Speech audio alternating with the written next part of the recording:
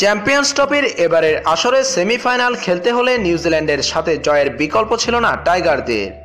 টসে জিতে প্রথমে ব্যাট করতে নামে নিউজিল্যান্ড। বাংলাদেশি বোলারদের দুর্দান্ত বোলিংয়ের সামনে অবশ্যই দাঁড়াতে পারেনি কিউই ব্যাটসম্যানরা।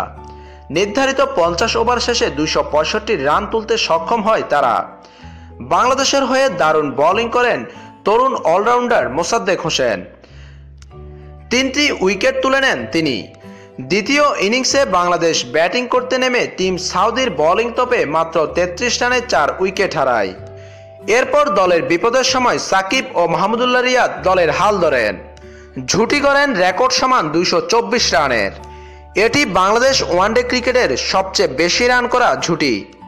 এর আগে অবশ্যই এই রেকর্ড ছিল তামিম ও মুশফিকের। ঢাকায় পাকিস্তানের বিপক্ষে রেকর্ডটি করেন তারা। দুর্দান্ত এই রেকর্ড করে সাকিব মাহমুদুল্লাহ ইতিহাসের পাতায় নাম লেখান। সাকিব আল হাসান করেন 114 রান, আর এদিকে মাহমুদুল্লাহ করেন 102 রান। সাকিব আল হাসান 114 রান করে আউট হলেও মাহমুদুল্লাহ 102 রান করে অপরাজিত। দলকে জিতিয়ে মাঠ ছাড়েন বাংলাদেশের অভিজ্ঞ এই ব্যাটসম্যান।